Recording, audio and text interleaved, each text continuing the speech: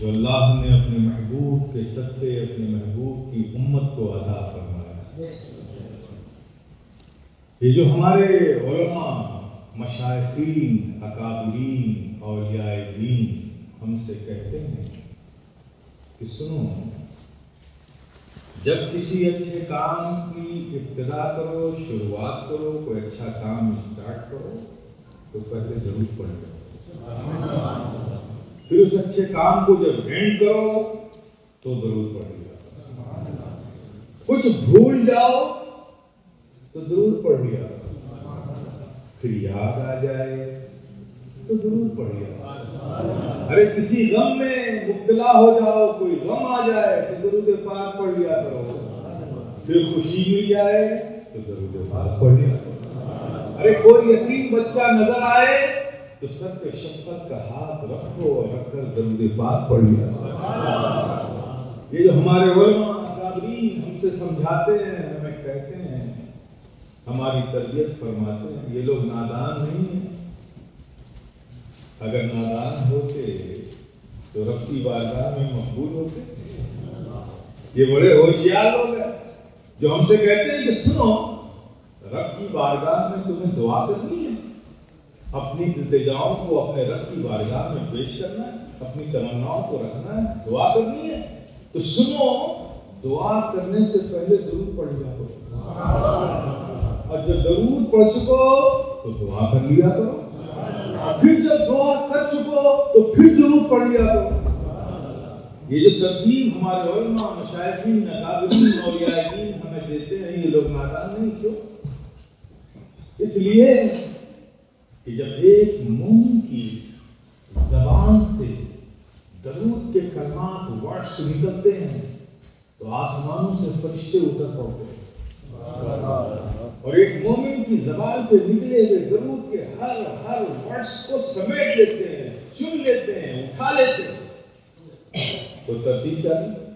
پہلے درود، پھر دعا، پھر درود، تاکہ فرشتے جب درود کے ورڈز چننے آئے، سمیٹنے آئے تو چاہے ادھر سے لیں، چاہے ادھر سے لیں، جدھر سے چاہے سمیٹیں، دو درودوں کی آغوش میں بیچ میں رکھی ہوئی ساتھ ساتھ تمہاری دعا بھی اٹھتی چلی جائے.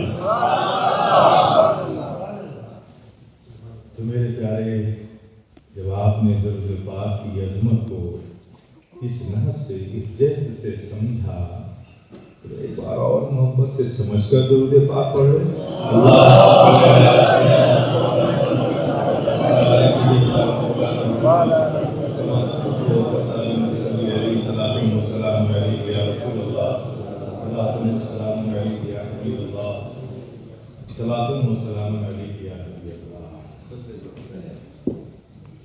حضرات، آپ سب اس بزم محبت میں تشریف لائے.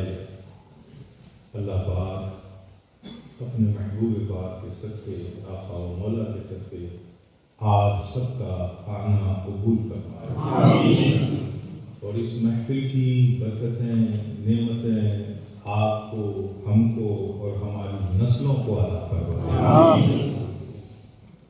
حضرات، میری ایک عادت ہے. عادت کیا، ریئلٹی یہ ہے کہ ضرورت ہے. عادت نہیں، ضرورت، ریئلٹی ہے. تو ضرورت کیا ہے کہ جب تک یہ زبان، یہ لب، یہ دل، یہ خیال بارگاہ رسالت میں منظوم خراج عقیدت یعنی نعت پاک نہیں پڑھ لیتا، موڈ ہی نہیں بنتا. تو میں نعت پاک کے چند اشعار آپ اہل محبت کی محبتوں کے حوالے کر رہا ہوں. میں محبت سے پڑھ رہا ہوں، آپ محبت سے سماعت کرنا ہے. والد گرامی حضور شیخ اعظم نے کافی عرصہ پیشتر اس نعت پاک کو عشق و محبت میں ڈوب کر لکھا تھا، جو آج بھی محافل نعت کی زینت بنا ہوا ہے. میں اس نعت پاک کو آپ اہل محبت کی حوالے کر رہا ہوں، محبت سے سماعت کرنا. عشق نبی میں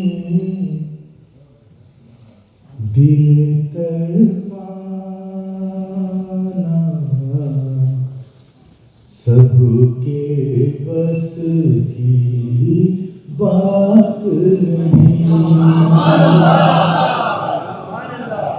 عشق نبی میں دل تڑپانا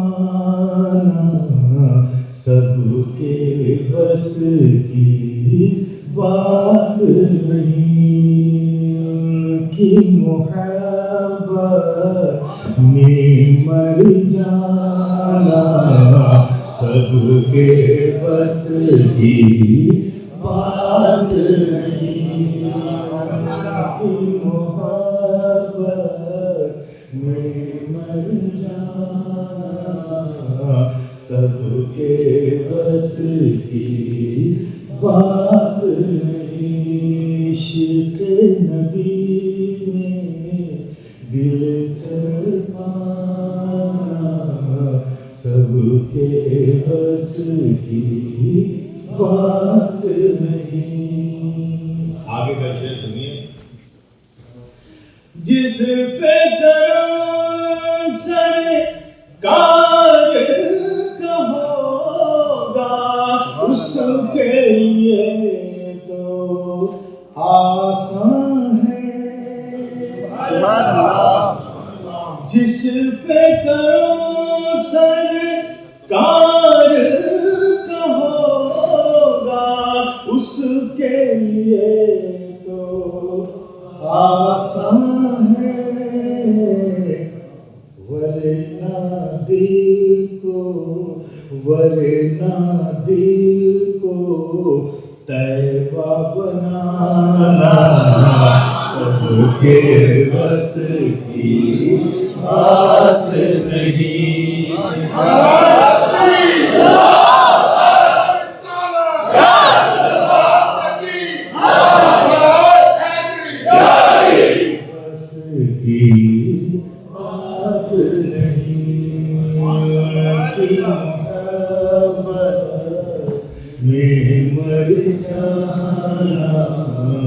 سب کے بس کی بات نہیں۔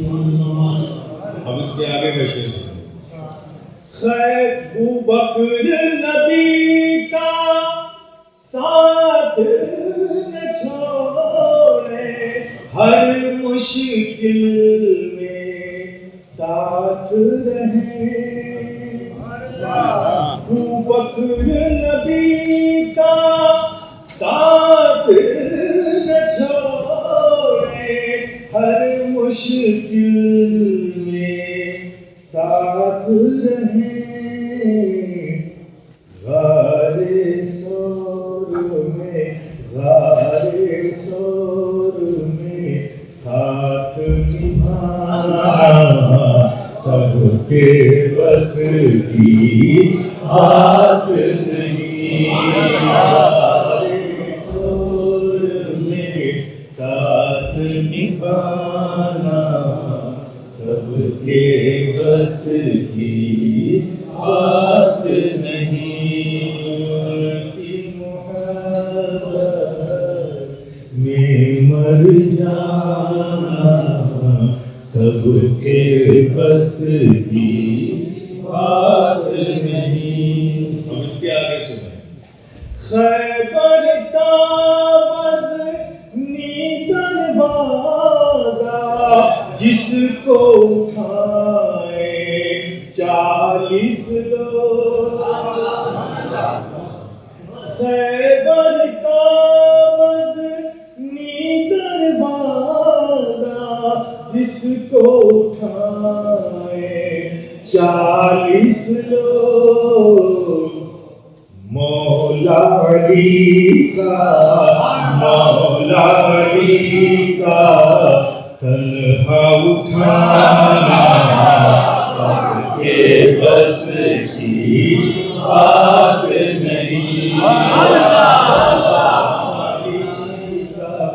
خیبر کا وزنی دروازہ جس کو اٹھائے 40 لوگ، خیبر کا وزنی دروازہ جس کو اٹھائے 40 لوگ، مولا علی کا، مولا علی کا تنہا اٹھانا سب کے بس کی بات نہیں، مولا علی کا تنہا اٹھانا سب کے بس کی بات نہیں، ان کی محبت میں مر جانا سب کے بس کی بات نہیں۔ اب اس کے آگے کا وشے سن لیجیے، جس کی یاد میں یہ محفل ہم نے سجائی۔ دین بچائے گھر کو لٹائے ہے کردار امام حسین،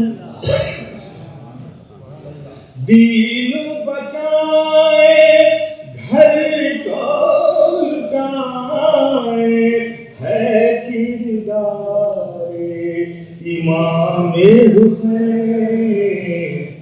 دین کی خاطر، دین کی خاطر سر کو کٹانا سب کے بس کی بات نہیں، دین کی خاطر سر کو کٹانا سب کے بس کی بات نہیں، دین کی خاطر سر کو کٹانا سب کے بس کی بات نہیں، ان کی محبت میں مر جانا سب کے بس کی بات نہیں۔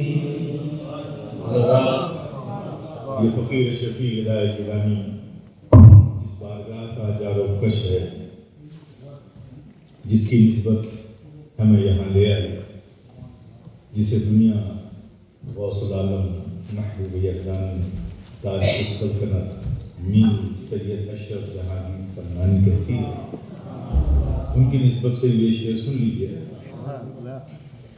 ایسی مثالیں ملتی کہاں ہے جیسی ہے میرے اشرف کی،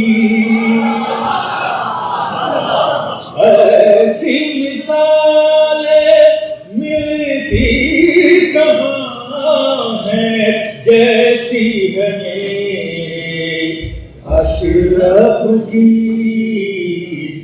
تخت حکومت، تخت حکومت کو ٹھکرانا سب کے بس کی بات نہیں، تخت حکومت کو ٹھکرانا سب کے بس کی بات نہیں، ان کی محبت میں مر جانا سب کے بس کی بات نہیں۔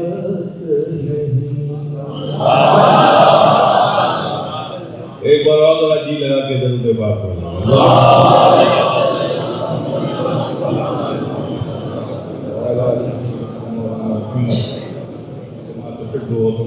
صلی علیہ الصلوۃ والسلام علیک یا رسول اللہ۔ وہ صدا تکبیر کی، وہ لہجہ اکبر کہاں،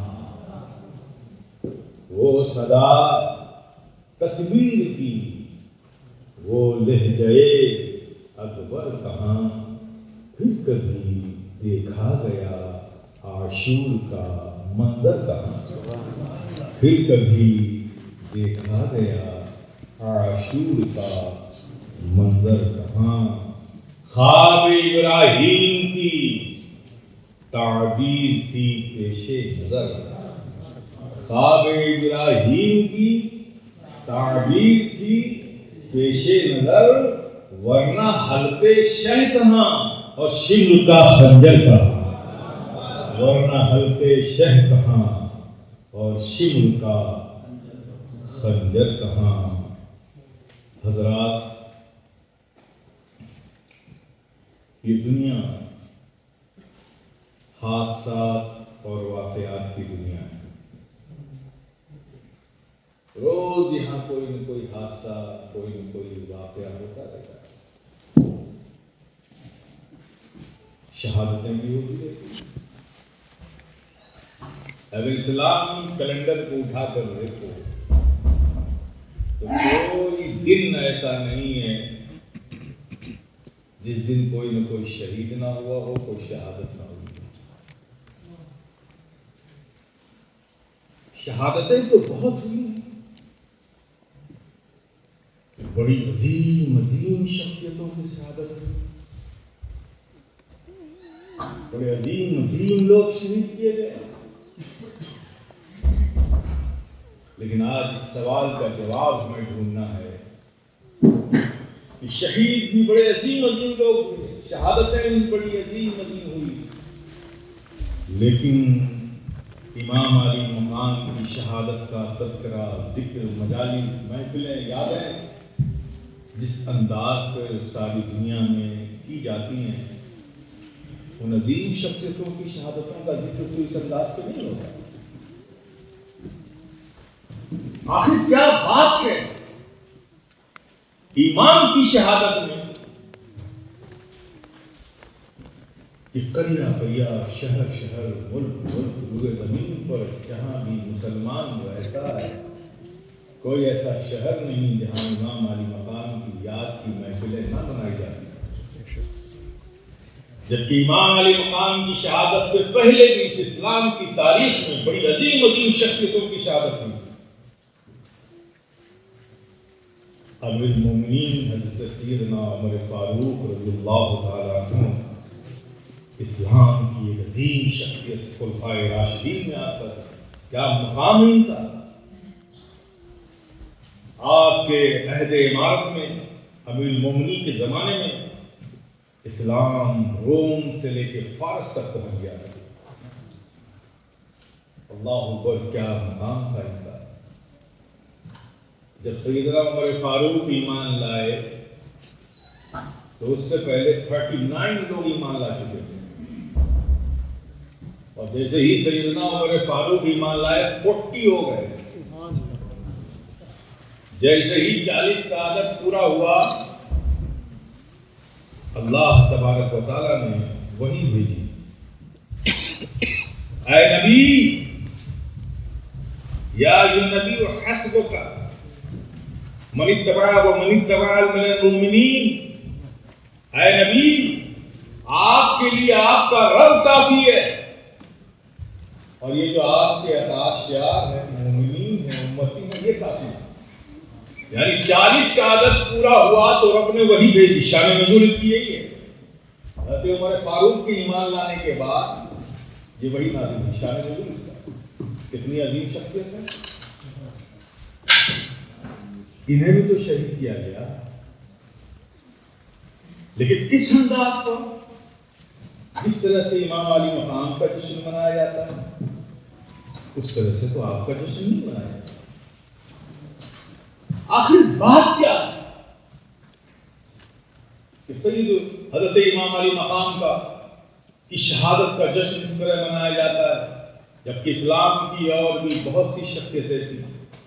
مولا علی مشکل کشا، آپ کے والد گرامی، یہ بھی تو شہید کیے گئے، ان کا کیا مقام ہے؟ اللہ اکبر۔ نبی جی کے بارے میں فرمائے کہ میں جس کا مولا، علی اس کے مولا، من کنت مولا وعلی المولا، میں جس کا مولا، علی اس کے مولا، وہ علی کہ جب فتح مکہ کے بعد نبی خانہ کعبہ پہنچے اور بیت اللہ کے اندر گئے تو ساتھ کسے لے گئے؟ علی کو لے گئے، علی تم میرے ساتھ اندر آؤ۔ اور نبی نے اندر جانے کے بعد کیا کیا؟ اپنے عصائے مبارک سے ایک ایک بت کی گردن میں عصا کو ڈالتے تھے، کھینچ کر گراتے تھے اور علی اسے باہر پھینک دیتے تھے۔ گرا رہے ہیں نبی، بیت اللہ صاف کر رہے ہیں علی۔ ایک بت ایسا تھا جو بہت اونچا تھا، تو وہاں تک نبی کا عصا نہ پہنچا، اونچا تھا، تو نبی نے علی کو بلایا، علی ادھر آؤ، یہ بت اونچا ہے، میرے شانے پہ سوار ہو جاؤ۔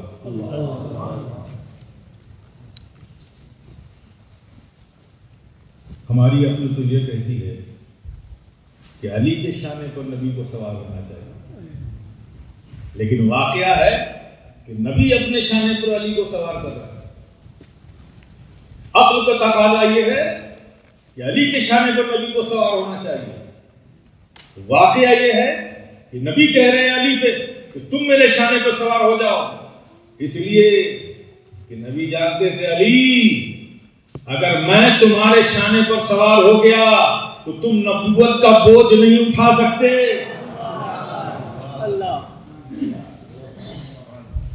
علی کو اپنے شانے پر سوار کر، علی شانے پر سوار ہوئے، عصا لیا، بت کو گرایا، باہر پھینکا۔ کیا میسج ملا آپ کو؟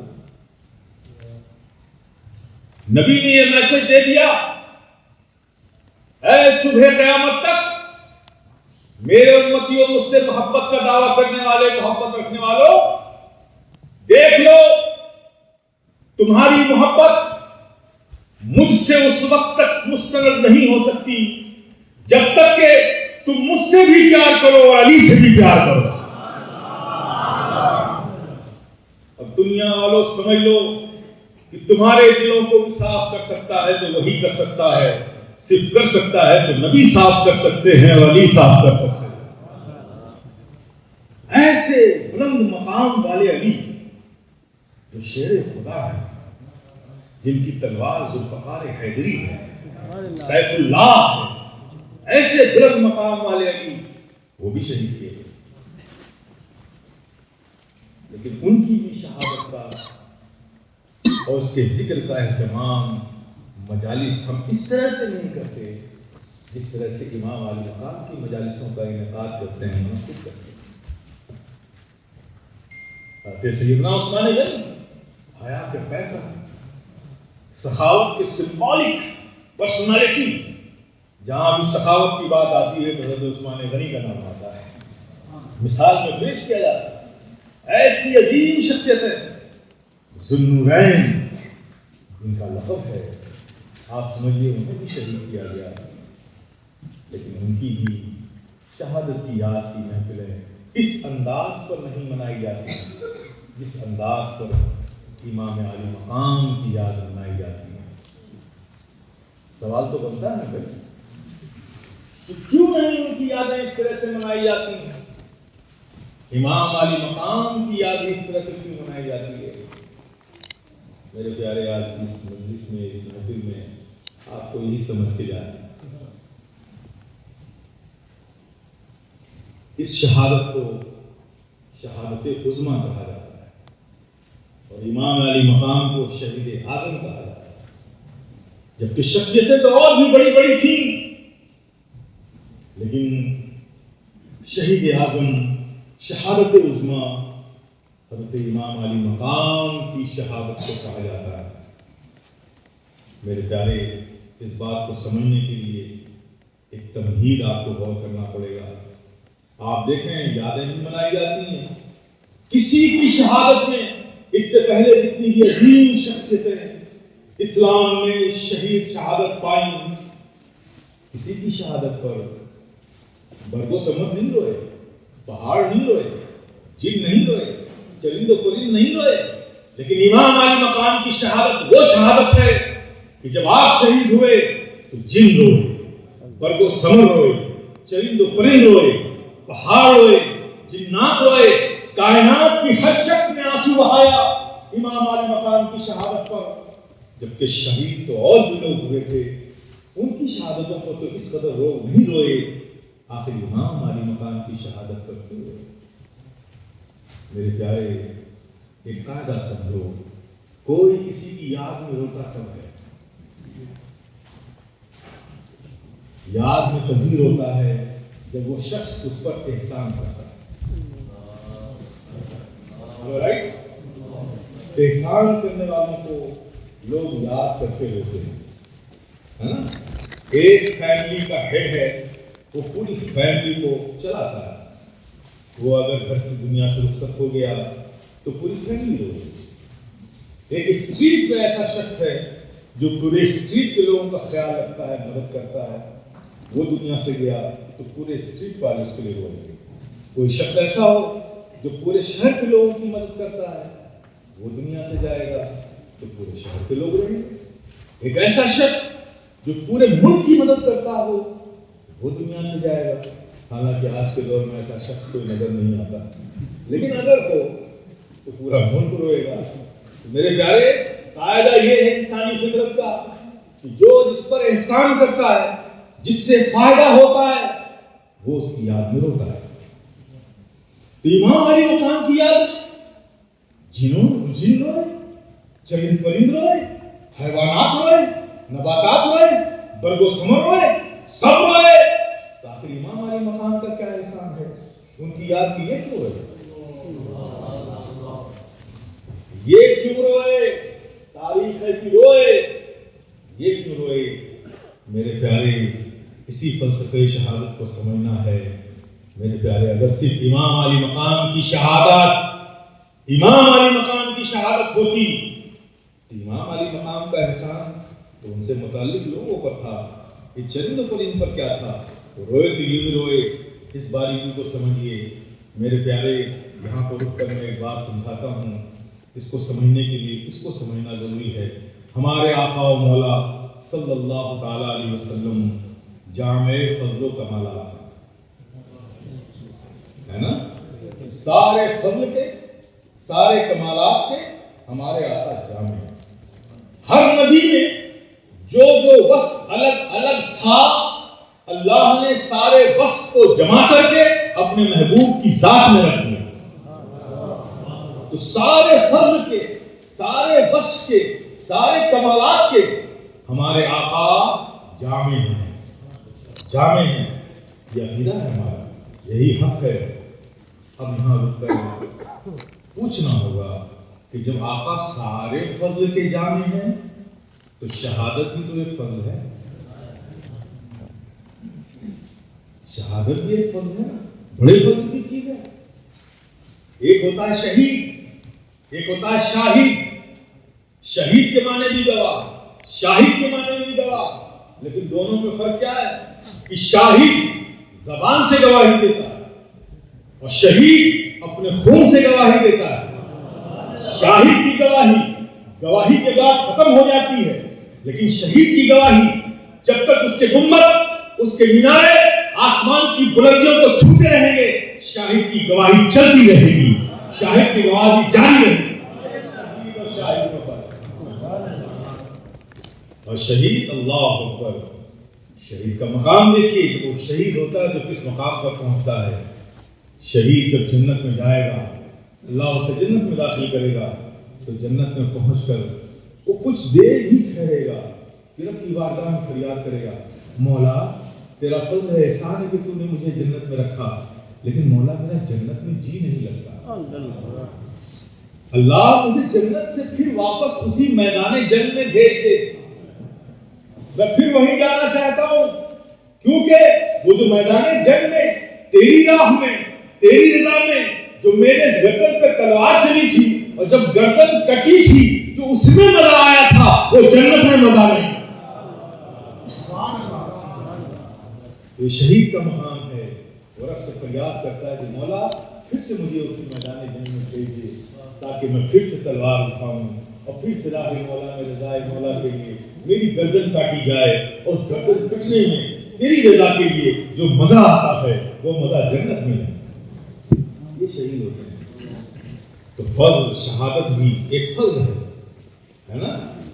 تو مجھے بتائیے کہ نبی کی زندگی میں بظاہر شہادت، فضل شہادت نظر آتی ہے کیا؟ بولو نا، نبی شہید تو نہیں ہوئے نا، اور شہادت ایک فضل ہے، اور بظاہر نبی کی زندگی میں شہادت نظر نہیں آتی، تو پھر جامع فضل و کمالات کیسے ہوئے نبی؟ جامع تو اسے کہتے ہیں جس میں سارا فضل ہو، اور شہادت بھی ایک فضل ہے، اور بظاہر نبی کی زندگی شہادت سے خالی، تو نبی جامع کیسے ہو گئے؟ اب شہادت کی بھی دو قسمیں ہیں، ایک شہادت خفی، ایک شہادت جلی۔ اگر بظاہر نبی کی زندگی میں شہادت آتی تو کیا ہوتا؟ امت میں انتشار ہو جاتا، امت میں انتشار ہو جاتا، اور اس کے لیے ضروری تھا، نبی کے شہید ہونے کے لیے ضروری تھا کہ نبی پر کوئی غلبہ پائے، غالب آئے۔ تو نبی پر غالب آنے کا مطلب ہے دین پر غالب آئے، اور دین پر کوئی غالب آئے باطل، یہ رب کو منظوری کا ہے نا؟ تو ڈائریکٹ نبی کی زندگی میں شہادت آتا تو امت میں انتشار مچ جاتا، اور ایک باطل کو حق پر غالب آنے کا مثال بن جاتی، ہوتا ہے نا یہ سب؟ تو ڈائریکٹ تو نبی کی زندگی میں شہادت نہیں آ سکتی، اور شہادت بھی ایک فضل ہے۔ تو اب نبی کی بارگاہ میں جامع فضل و کمالات ہیں، شہادت بھی ایک فضل ہے، فضل کو پہنچانے کے لیے اللہ نے پھر پسند فرمایا کہ ڈائریکٹ نبی کی زندگی میں شہادت تو نہیں جا سکتی ورنہ خرابیاں پیدا ہو جائیں گی، لیکن اللہ نے پسند فرمایا کہ اپنے محبوب کی بارگاہ میں فضل شہادت کو پہنچانے کے لیے دونوں نواسوں کا انتخاب کیا، دونوں نواسوں کا انتخاب کیا۔ دونوں نواسوں کا اس لیے کہ شہادت دو طرح کی ہے، ایک چھپی ہوئی شہادت، ایک روشن واضح شہادت۔ یعنی روشن شہادت کا مطلب جس کا مارنے والا بھی موجود معلوم ہو، مرنے والا بھی معلوم ہو، کس وقت مارا، کس انداز سے مارا، کیا واقعہ ہوا، ہر واقعہ جو معلوم ہو اسے روشن شہادت کہتے ہیں۔ اور خود چھپی ہوئی شہادت، خفی شہادت اسے کہتے ہیں کہ مارنے والے کا بھی پتہ نہ ہو، کس صورت سے مارا وہ پتہ نہ ہو۔ تو شہادت کی بھی دو قسمیں ہیں، شہادت کی بھی دو قسمیں ہیں، اس لیے دو نواسوں کا انتخاب کیا گیا۔ ایک نواسے کے ذریعے چھپی ہوئی شہادت، حضرت امام حسن کے ذریعے چھپی ہوئی شہادت، اور کھلی ہوئی شہادت حضرت امام حسین کی بارگاہ سے نبی کی بارگاہ میں پہنچائے۔ یہ فضل شہادت حسنین کریمین کے ذریعے بارگاہ نبوت میں پہنچائی گئی۔ اس لیے اب حسین کی شہادت نہیں، حسین کی شہادت مصطفیٰ جان رحمت کی شہادت، مصطفیٰ جان رحمت کی شہادت ہے، اور مصطفیٰ جان رحمت کا احسان چمکتے ہوئے سورج پر بھی ہے، چاندنی کی کھیلتی چاند پر بھی ہے، ستاروں کی انجمن پر بھی ہے، چرند و پرند پر بھی ہے، حیوانات و نباتات پر بھی ہے، جمادات پر بھی ہے۔ دنیا کائنات کی ہر شے پہ مصطفیٰ جان رحمت کا احسان ہے، اور حسین کی شہادت دراصل مصطفیٰ کی شہادت ہے۔ اس لیے حسین کی شہادت پر جن بھی روئے، پرند بھی روئے، چرند بھی روئے، کائنات کا ہر شے رویا، ہر لوگ روئے۔ اس لیے اس شہادت کو شہادت عظمیٰ کہا جاتا ہے۔ اب یہ سوال آ سکتا ہے، آپ بھی سوچ سکتے ہو کہ میاں یہ تو عجیب بات ہو گئی کہ شہید ہوں نواسے، اور آپ کہیں کہ رسول کی شہادت ہے، نبی کی شہادت، خانہ کی شہادت ہے۔ یہ ذہن میں آ رہا ہوا سوال کہ بھئی شہید ہو رہے ہیں نواسے، اور آپ کہہ رہے ہیں کہ نواسے کی شہادت دانا کی شہادت ہے، امتی کی شہادت نبی کی شہادت ہے، حسین کی شہادت مصطفیٰ جان رحمت کی شہادت۔ آپ ہی سوچ رہے ہوں گے تو ایک نواسا نبی کی شہادت کا بدل کیسے ہو سکتا ہے؟ یہ کیسے مان لیا جائے؟ اچھا نہیں مانتے تو بھی مان لیجیے، ابھی منگوا دیتا ہوں۔ حضرت اسماعیل ذبیح اللہ کہے جاتے ہیں نا، بولو نا، ذبیح اللہ مطلب کیا ہے؟ اللہ کی بارگاہ میں جو قربان ہوا، ذبح ہوا، ذبیح اللہ جو قربان ہوئے، اسی لیے کہا جاتا ہے نا۔ تو کیا حضرت اسماعیل ذبح ہوئے؟ بولو نا میرے بھائی، ذبح تو ہوا دمبا، ذبح ہوا دمبا اور ذبیح اللہ کہے جا رہے ہیں حضرت اسماعیل. تو جب ایک دمبا نبی کا بدل ہو سکتا ہے تو نواسا نانا کا بدل کیوں نہیں ہو سکتا؟ نواسا نانا کا بدل کیوں نہیں ہو سکتا؟ میرے پیارے، یہ شہادت عظمیٰ ہے. امام شہید اعظم ہے. اور پھر آگے دیکھیے آپ اس کی تیاری دیکھیے. لوگوں کا بیان ذکر شہادت کا اس کے شہید ہونے کے بعد ہوتا ہے نا. جب کوئی شہید ہو جاتا ہے تو اس کا ذکر بیان ہوتا ہے. اور حسین کی شہادت کیا ہے؟ کبھی شہید ہوئے نہیں، بچپنا ہے، نبی کی گود میں بیٹھے ہوئے ہیں، شہادت کا ذکر چالو ہے. جبریل امین آ رہے ہیں، یہ نواسا آپ کا شہید کیا جائے گا. مدینے کے ہر فرد کو معلوم ہے ابھی حسین بہت چھوٹے ہیں، بہت بچپنا ہے، لیکن ذکر شہادت کا جاری ہے. مولا علی کو معلوم، خاتون جنت کو معلوم، سارے صحابہ کو معلوم، مدینے کے ہر فرد کو معلوم. ابھی شہید ہوئے نہیں ہیں، بچپنا ہے، لیکن شہادت کا ذکر ہو رہا ہے. یہ حسین کی شہادت کا معیار دیکھو. لوگ شہید ہونے کے بعد ان کا ذکر ہوتا ہے، لیکن حسین وہ شہید اعظم ہیں جن کا ذکر بچپنے سے ہو رہا ہے، جن کے شہید ہونے کا ذکر بچپنے سے ہو رہا ہے. نعرہ تکبیر، نعرہ رسالت، نعرہ حیدری، نعرہ اہل سنت، نعرہ کربلا. اب چونکہ شہید ہونا تھا، اس فضل شہادت کو، حسین کو، فضل شہادت کو نبی کی بارگاہ میں پہنچانا تھا، تو ظاہر شہادت کا معیار بھی تو بہت بلند ہونا چاہیے. اس لیے دیکھو اس کی تیاریاں کس طرح سے ہو رہی ہیں. پریپریشن دیکھو، یہ سب کچھ اچانک نہیں ہوا. بچپن سے معلوم کہ حسین شہید کیے جائے اور اس کا پریپریشن ہو رہا ہے. لوگوں نے دیکھا، مدینے میں دیکھا، اصحاب نے دیکھا، خلفائے راشدین نے دیکھا، اکثر ایسا دیکھا کہ نبی حسنین کریمین کو اپنی گودوں میں بٹھا کر حضرت امام حسین کے لبوں کو اپنے منہ میں لے کر ایسے چوستے تھے جیسے کھجور کی گٹلیاں چوسی جائیں. نبی حسنین کے، حضرت امام حسین کے کبھی حلقوں میں مبارک کو چوستے تھے، کبھی اپنے قریب کر کے انہیں سونگتے تھے. لوگوں نے کہا حضور عرب کا طریقہ تو یہ ہے کہ بچوں کو لوگ چومتے ہیں، بوسہ دیتے ہیں، آپ اپنے نواسوں کو سونگتے ہیں. نبی نے فرمایا کہ یہ میرے دونوں نواسے جنت کے پھول ہیں، اور پھول چومے نہیں جاتے، سونگے جاتے ہیں. سونگے جاتے ہیں.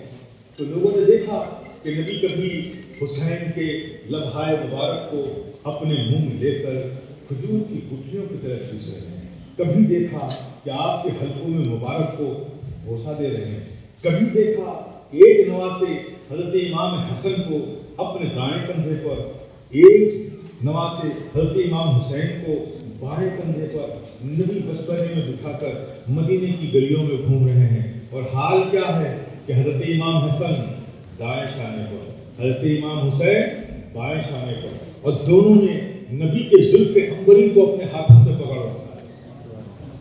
سوچو کیا حسین منظر رہا ہوگا. لوگوں نے یہ سوچا تھا کہ نانا محبت میں نواسوں کو لے کر گھوم رہے ہیں، لیکن میرے پیارے عادت کو نبی ہر لمحہ نبی ہوتا ہے. نبی کا کوئی کام حکمت سے خالی نہیں ہوتا، نبی کا کوئی کام رضا الہی سے الگ نہیں ہوتا، نبی کا کوئی کام صرف اپنے ارادے اور اپنی تمناؤں سے نہیں ہوتا. ما ینطق عن الہوی ان هو الا وحی یوحی. نبی وحی کرتا ہے جو رب کہتا ہے. لوگوں نے دیکھا یہ محبت کی وجہ سے، لیکن میرے پیارے جب کربلا واقع ہوا تو سمجھ گئے کہ نبی محبت میں لے کے حسین کو صرف نہیں گھوم رہے تھے بلکہ پریپریشن کرا رہے تھے. اب ذرا تصور کرو، میں اس کو اوپن کرتا ہوں. نبی نے دونوں نواسوں کو کندھے پہ بٹھایا ہوگا، دائیں کندھے پر حضرت امام حسین ہوں گے، حسن ہیں، تو ان کا کیا حال ہوگا؟ ایک حضرت امام حسن کا قدم نبی کے دائیں سینے پر اور ایک قدم پیچھے. یہی تو شکل ہوگی نا دو کو بیٹھانے کی.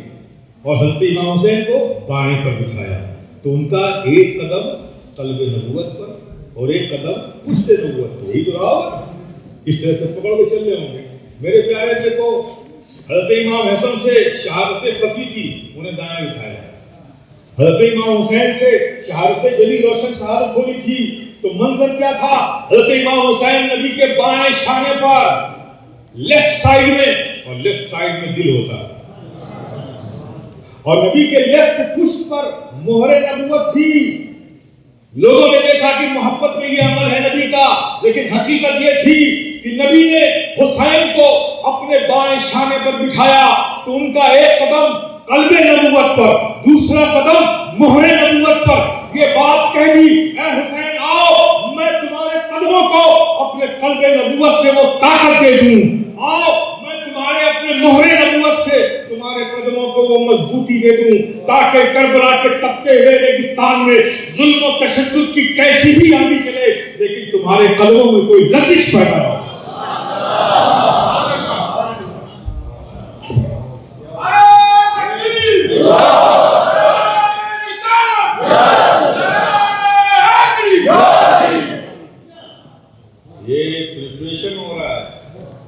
قلب نبوت سے حسین کے قدموں کو مضبوطی دی جا رہی ہے اور مہر نبوت سے حسین کے قدموں کو ثبات دی جا رہی ہے، تاکہ ظلم اپنی پوری طاقت کے ساتھ حسین جب تمہارے سامنے کھڑا ہو تو تمہارے قدموں میں کوئی کمزوری پیدا ہو. آپ تصور کیجئے، ریپریشن ہو رہا ہے. نبی نے حسین کے لبھائے مبارک کو اپنے منہ میں لے کر چوسا کرتے تھے، ایسے ہی جیسے آپ کھجور کھانے کے بعد گٹھلیاں منہ میں رکھ کے چوستے ہیں. لوگوں نے سوچا کہ نانا کی محبت کے نواسے کے ساتھ فوٹو کو چوس رہے ہیں، لیکن میرے پیارے جب کربلا کا واقعہ ہوا تو سمجھ میں آیا کہ نبی اس لیے چوس رہے تھے کہ اے حسین جب کربلا میں تمہیں پیاسا رکھا جائے، جب پیاس کی شدت تمہیں ستائے، پانی تم سے دور کر دیا جائے تو حسین یہ پیاس یہ پانی تمہیں پریشان نہ کرے، تم بس میرے چوسے ہوئے ہونٹوں کو اپنے منہ میں لے کر چوس لینا، شہد سے زیادہ مٹھاس مل جائے. نبی حسین کے حلقوم مبارک کو چوما کرتے تھے. حلقوم مبارک کو لوگوں نے سمجھا تھا کہ نانا محبت میں اپنے نواسے کے حلقوم کو چوم رہے ہیں، لیکن جب کربلا آیا میرے پیارے تو پتہ چلا کہ کربلا میں نبی نے اس لیے حلقوم مبارک کو چوما تھا کہ اے حسین جب تم اپنا کام کر چکو، اپنی ذمہ داری پوری کر چکو، جب تم اس شہادت کو، شہادت عظمیٰ کو، اس فضل عظیم کو میری بارگاہ میں کما حق ہو جیسا اس کا حق ہے پہنچا دو، اور سجدے شکر میں جب تم سر رکھو اور تمہارے سر پر تمہاری گردن پر شر کی تلوار چلے تو اس تلوار کا احساس نہ ہو، میرے لبوں کی لذت تمہیں محسوس ہو. پریپریشن ہو رہا ہے، ورنہ میرے حسین نہ کل کمزور تھے، نہ آج کمزور ہیں، نہ صبح قیامت تک کمزور رہیں گے. جنہیں نبی نے جنتی جوانوں کا سردار بنایا ہو اور سردار ہی کمزور ہوگا تو کون کمزور ہو جائے گا؟ سردار کو تو ہر حال میں مضبوط رہنا ہے، سردار کو تو ہر حال میں قوی ہونا ہے، سردار کو تو ہر حال میں استقامت والا ہونا ہے، سردار کو ہر حال میں بلند مقام ہونے والا ہے. اگر سردار ہی کمزور پڑ جائے تو پوری قوم کمزور پڑ جائے گی. اور نبی نے انہیں جنتی جوانوں کا سردار بنایا ہے تو چاہے کربلا ہو، چاہے کوئی بھی مقام ہو، حسین بادشاہ تھے، حسین بادشاہ ہیں، حسین بادشاہ رہیں گے. حسین شاہ تھے، حسین شاہ ہیں، حسین شاہ رہیں گے. یہ آزمائشوں میں تو دنیا کو ڈالا گیا ہے، مگر حسین کسی حال میں بھی مجبور نہیں تھے. یہ کیسی مجبوری تھی میرے پیارے کہ جب حسین کرب و بلا میں تھے، کربلا کے میدان میں تھے، تپتے ہوئے ریگستان میں تھے، تو میرے پیارے جنوں کی جماعت آ رہی ہے، اے حسین ہم سے یہ دیکھا نہیں جاتا، اب ہمارے صبر کا پیمانہ لبریز ہو چکا ہے، آپ سے اشارہ کریں، ان پہاڑوں کو اٹھا کر ان نظیریوں کے سر کو دے مارتے ہم. حسین نے کہا نہیں، میں اپنے امتحان میں کسی کو شریک نہیں ٹھہرا سکتا، مجھے تو امتحان دینا ہے، صبر و تحمل کا امتحان دینا ہے. اس شہادت عظمیٰ کو، اس عظیم شہادت کو مجھے نبی کی بارگاہ میں پہنچانا ہے. اس امتحان کو میں تنہا دوں گا، یہ ظالم کیا سمجھیں گے یہ حسین کی شہادت کی عظمت کیا ہے، یہ شہادت عظمیٰ کیا ہے. لوگ کہتے ہیں کس زبان سے کہتے ہیں، کس دل سے کہتے ہیں، اپنے آپ کو مسلمان کہتے ہیں، حیرت ہے کیا سمجھ کر کہتے ہیں.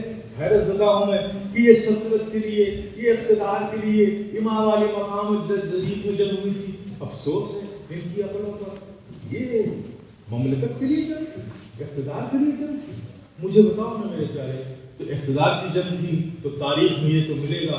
انسانی ہیومن سائیکولوجی بھی یہی ہے کہ جو شخص مضبوط ہوتا ہے طاقت سے، فوج سے، اپنے ریسورسز سے، لوگ اس کے پاس جاتے ہیں بھاگ کے، جاتے ہیں نا بھاگ کے، یا کمزور کے پاس بھاگ کے آتے ہیں.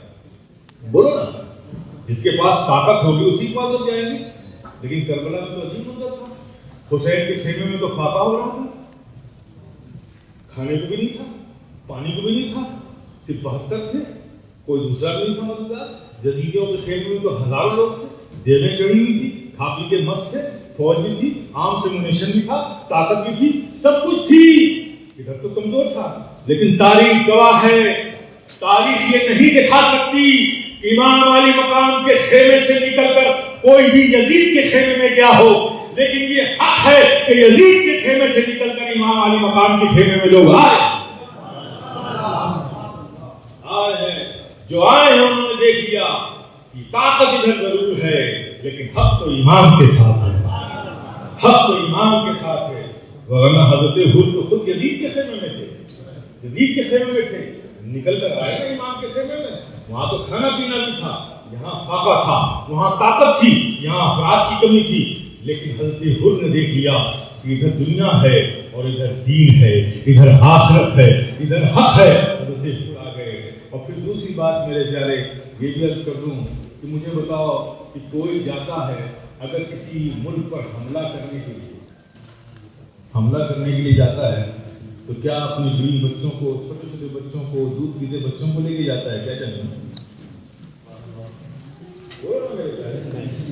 جاتا ہے کیا؟ امام علی مقام کے ساتھ ان کے قافلے میں تو حضرت اصغر بھی تھے، چھوٹے بچے تھے، حضرت اکبر بھی تھے، حضرت قاسم بھی تھے، یہ سب چھوٹے چھوٹے گھر کی عورتیں تھیں، حضرت زینب تھی، حضرت شہبان تھی، سب تھی. یہ فیملی کو لے کے کوئی جنگ کرنے جاتا ہے کیا؟ لیکن میں بھی سوچتا ہوں کبھی کبھی امام علی مقام کو دعوت دی گئی کہ آپ آئیے، ورنہ حشر کے دن ہم کہیں گے آپ کے نانا سے کہ ہم نے ہدایت کے لیے امام علی مقام کو دعوت دی تھی لیکن وہ ہماری دعوت پر نہیں آئے، ہم ظلم کے نیچے دب گئے اور گمراہ ہو گئے، ہم یہ شکوہ کریں گے. جب یہ خط امام کے پاس پہنچا تھا تو ان کی دعوت پہ آئے تھے. امام آپ نے حضرت مسلم کو بھیجا، قانون محمد کو بھیجا، آپ بھی اپنے احباب کے ساتھ جاتے، یہ سارے قافلے کو لے کر کیوں گئے؟ یہ عورتوں بچوں کو لے کر کیوں گئے؟ ہائے ہائے. جب وہاں گئے شہادت ہوا تو معلوم ہوا امام جانتے تھے کہ میں راہ حق میں شہید کروں گا. وہ جو امتحان میرے لیے تھا جس کے لیے مدینے میں بچپنے میں سب کو معلوم تھا کہ میں شہید کیا جاؤں گا، وہ وقت آ گیا ہے، وہ وقت آ گیا ہے. سب کو ساتھ لے کر گئے، بچے بھی گئے، بوڑھے بھی گئے، سب گئے ساتھ میں. اور اس لیے لے گئے کہ جب شہید سب ہو جائیں گے، اگر ان بچوں کو لے کر نہ جاتے، ان عورتوں کو لے کر نہ جاتے تو سب تو شہید ہو گئے.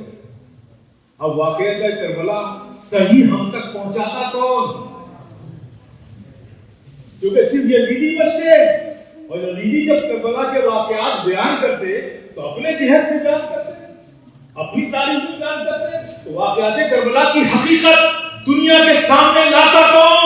اس لیے امام نے اپنے خاندان کے لوگوں کو ساتھ رکھا کہ جب سب مرد بچے شہید ہو جائیں گے تو زینب تم شام کے ایوان میں کھڑے ہو کر میری آواز بن کر یزیدیوں کو چیلنج کرنا اور حق کی صدا بلند کر کے دنیا کو بتا دینا کہ حسین ثابت قدم تھا، حسین ثابت قدم ہے اور حسین ثابت قدم ہے.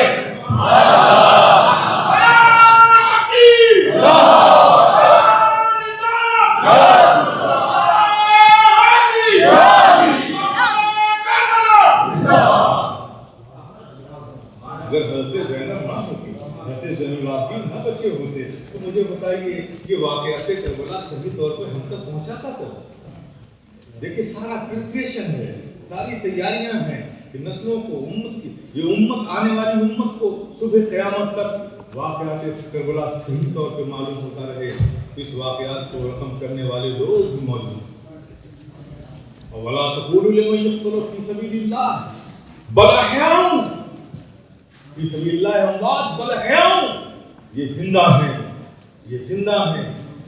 جو قرآن کہہ رہا ہے کہ جن کے سر دھڑ سے جدا ہو گئے، آزا آزا بکھر گئے، مت تو ان کو مردہ. یہ زندہ ہے، یہ زندہ ہے. بلکہ دوسری جگہ تو کچھ یوں کہا کہ انہیں مردہ کو گمان بھی مت کرو، انہیں مردہ گمان بھی مت کرو، انہیں زندہ مانو، انہیں زندہ مانو. امام کیا آدمی شہادت میں زندہ ہوتے ہیں مرنے کے بعد؟ دوست اس کی بھی کوئی مثال ہے؟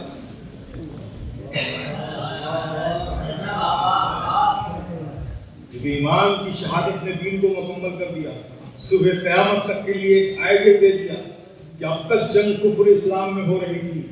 اے میرے نانا کی امتیوں، اب جو آگے تمہیں مقابلہ کرنا ہے یاد رکھو وہ کافروں سے کم ہوگا اور کلمہ گو سے زیادہ ہوگا.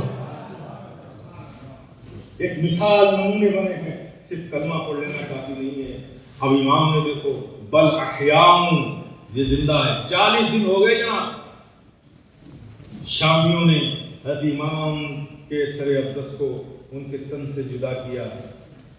اور دیکھیے مشیت مسکرا ہوئی جس کے سر کو جدا کر رہا ہے تحقیر کے طور پہ نا، تحقیر کے طور پہ نا کہ دیکھو میں نے امام کو مار دیا. اب کیا ڈالا اللہ نے ان کے دماغ میں کہ ایک علم لائے، اس علم کے سر کو امام کے سر پر رکھا اور اس علم کو اٹھایا. تو پورے شامیوں کی فوج کے قافلے میں اگر کوئی چیز بلند تھی تو وہ امام کا سر تھا، امام کا سر تھا. اس لیے کہ امام حق تھے تو ان کا بلند سر بھی حق تھا. بلندی پر وہ اعلان حق فرما رہے ہیں. اور میرے پیارے زندہ ہوتے ہیں لوگ شہید ہونے کے بعد. اللہ نے فرمایا ہے امام کہ وہ زندہ ہیں، انہیں مردہ مت کہو. امام نے اس کی بھی سچی تشریح اور سچی تعویل اور سچی تفسیر پیش کی، عملاً تفسیر پیش کی کہ قرآن نے کہا تھا کہ جو رب کی راہ میں شہید ہو جائیں وہ زندہ ہیں. تو دیکھو میرا سر تن سے جدا ہو گیا، کئی دن گزر گئے ہیں، میں علم کی نوک پر ہوں. سننے والوں نے سنا کہ علم کی بلندی پر امام کا سر ہے، لب ہل رہے ہیں اور قرآن کی تلاوت ہو رہی ہے، قرآن کی تلاوت ہو رہی ہے. امام کا سر جا رہا ہے، قرآن کی تلاوت کرتے جا رہے ہیں. والله وہ زندہ ہیں. اس کی عملی تفسیر امام نے پیش کر دی. امام حق پر ہیں اور ایسے حق پر ہیں میرے پیارے، ایسے حق پر ہیں کہ جب آپ کا سر مبارک یزید کے سامنے لایا گیا، یزید کے سامنے ابن زیاد کے سامنے لایا گیا تو ابن زیاد نے آپ کے سر کو رکھا اپنے ہاتھوں میں اور بہت تحقیر کے ساتھ اس نے کہا کہ ارے میری بات مان لیتے، ہدایت پہ آ جاتے تو بچ جاتے نا.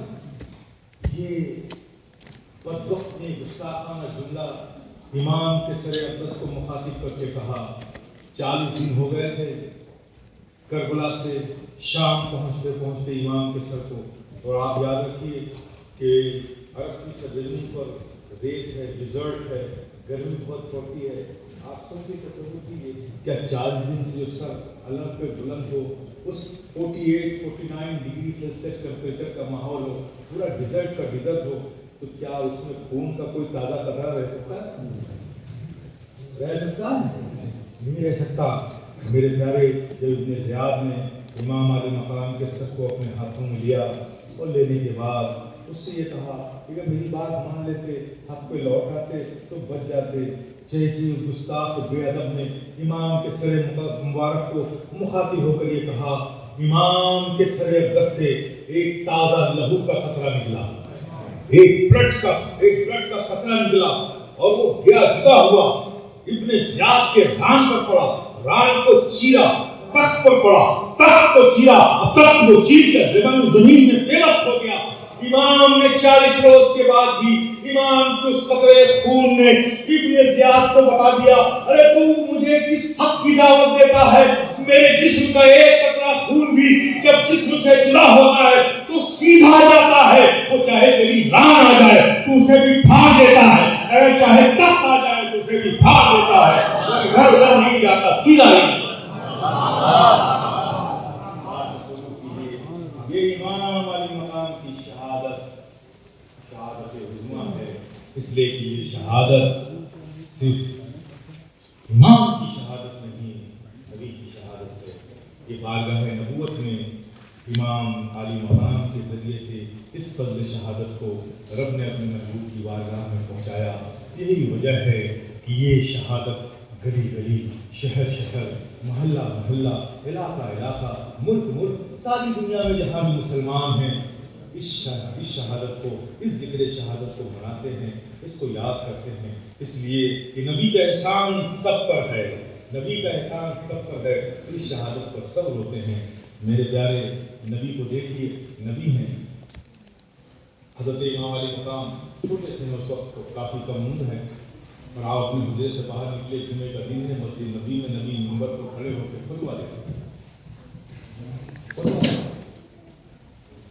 حضرت امام علی مقام کو چھوٹے سے، بہت چھوٹے، کم سی معصوم، چلتے ہوئے آ رہے ہیں، نبی منبر سے اتر گئے خطبہ دے رہے، آگے بڑھ کے حسین کو اپنی گردن میں اٹھا دیا۔ یہ منظر سب دیکھ رہے ہیں، پھر آئے منبر پہ آ کے کھڑے ہو، عجیب منظر ہے، منبر پر ایک منبر اور بن گیا، ایک ممبر نبی کا جس پہ نبی کھڑے ہیں، اور جب حسین کو گود میں اٹھایا نبی کے ممبر پہ کھڑے ہوئے تو دوسرا ممبر نبی کا گود جو حسین کا بنا ہوا ہے۔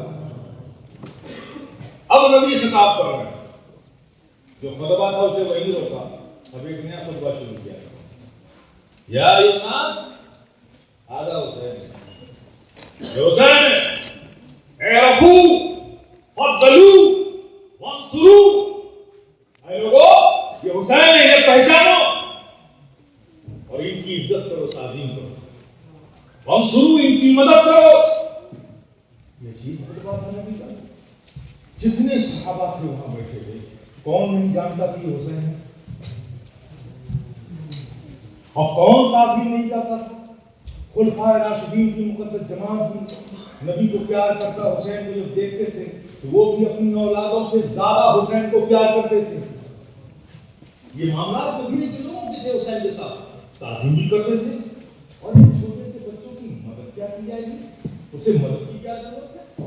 نبی کہہ رہے ہیں شروع ان کی مدد کرو، ایک چھوٹے سے بچے کو مدد کی حاجت کیا ہے، کیا حاجت تھی؟ لیکن لوگوں نے خطبے میں نبی اپنے صحابہ سے کہہ رہے ہیں انہیں پہچانو، یہ حسین ہے، ان کی تعظیم کرو اور ان کی مدد کرو۔ میرے پیارے اس دن وہ خطبہ حسین کو اٹھا کر نبی نے دیا، وہ اس وقت بیٹھے ہوئے صحابہ کے لیے نہیں تھا، وہ خطبہ اس دن کے لیے تھا کہ جب کربلا میں تم آنا تو بھول نہ جانا کہ حسین ہے، پہچان لو ان کو، یہ حسین ہے، پہچان لو انہیں، یہ حسین ہے، ان کی تعظیم کرنا، ان کی مدد کرنا۔ تو جن لوگوں نے حسین کی مدد کی وہ کامیاب ہو گئے، حضرت حر کہلائے، جنہوں نے نبی کے اس خطبے کو یاد رکھا وہ عظیم بن گئے، وہ کامیاب ہو گئے، جنہوں نے اس خطبے کو بھلا دیا وہ ناکام ہو گئے۔ باوجود اس کے دنیا میں لوگ بس بولنے میں اچھا لگا نام رکھ دیا، اس کے باوجود بھی کوئی یزید نام رکھنے کی غلطی نہیں کرتا،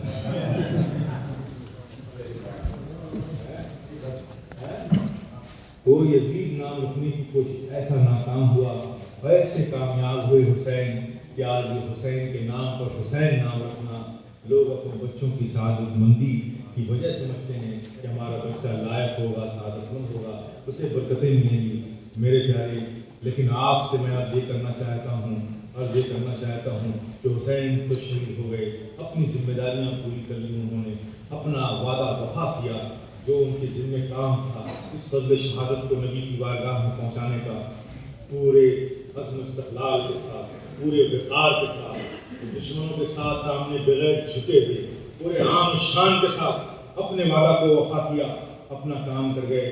لیکن میرے پیارے، ہم جیسے اہل محبت کے لیے، ہم جیسے حسینی ہونے کے لیے، حسینیوں کے لیے بھی آج بھی امام علی مقام کی یہ آواز ہمیں صدا دے رہی ہے.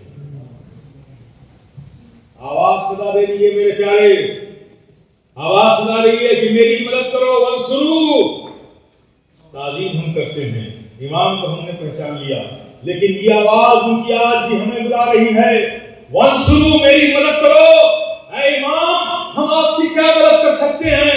آپ تو آقا ہیں ہمارے، آپ تو مولا ہیں ہمارے، ہم تو آپ کے پیچھے پیچھے آپ کے کرم سے آپ کے صدقے میں جنت جائیں گے، ہم آپ کی مدد کیا کر سکتے ہیں؟ امام کہتے وانصروا، میری مدد یہ ہے کہ ذرا دیکھو تو صحیح، میں نے اپنے اصغر کو، کم سے معصوم بچے اصغر کو قربان کر دیا. کس کے لیے؟ دین کے لیے. علی اکبر کی جوانی لٹا دی، کس کے لیے؟ دین کے لیے. قاسم کی جوانی لٹا دی، کس کے لیے؟ دین کے لیے. بھائی عباس لمبردار کو قربان کر دیا، کس کے لیے؟ دین کے لیے. سارے اہل بیت کی قربانیاں پیش کر دی دین کے لیے. تو میرے پیارے، وانصروا، میری مدد یہ ہے کہ جس کے لیے میں نے دین کو قربان کر دیا، اس دین کو تم بھی اپنے سینوں سے لگا لو. اس دین کو اپنے سینوں سے لگا لو اور اپنے ذہنوں میں ڈال لو. جان جاتی ہے جائے، لیکن دین کا پرچم بلند رکھنا ہے. جو کچھ بھی جاتا ہو جائے، جو بھی قربانیاں زمانہ مانگے ہم دینے کو تیار ہیں، لیکن دین نہ کل جھکا تھا، نہ آج جھکے گا، نہ کل ہم اسے جھکنے دیں گے. دین کا سر بلند ہمیشہ رہا ہے، دین کا پرچم سر بلند ہمیشہ رہا ہے اور ہمیشہ رہے گا. یہ ذمہ داری آج ہماری ہے، ہم سب کی ہے. سب سے پہلے اپنے اندر دین کا تحفظ کریں، اپنے اندر دین کو بچائیں، اپنے اندر دینداری پیدا کریں، تو صحیح طور پر حسینی ہونے کا ہم وعدہ کریں گے. آج محفل میں آپ کو کہتا ہوں، صرف نعرہ لگا لیں گے یہ حسینی کیا ہے؟ یہ تو کوئی بھی کام کر سکتا ہے، کوئی بھی کام کر سکتا ہے. اور ایک بات اور آپ کی تصحیح کر دیتا ہوں، سنیوں کا نعرہ صرف یا حسین نہیں ہے. یاد ضروری ہے، سنیوں کا نعرہ ہے یا حسن یا حسین. یہ شیعوں کا نعرہ ہے یا حسین. یہ دیکھ حسن کو مانتے نہیں، اور انہوں نے یہ چبا کرنے والا ہمارے منہ میں ڈال دیا، ہم نے اسے چبانا شروع کر دیا. اس کانسپریسی سے بچیے. ارے جب نبی نے دونوں نواسوں کو الگ نہیں کیا تو تم کیوں الگ کرتے ہو؟ جہاں بھی نبی نے ذکر کیا الحسن والحسین، الحسن والحسین، تو تم بھی نعرہ لگاؤ یا حسن یا حسین.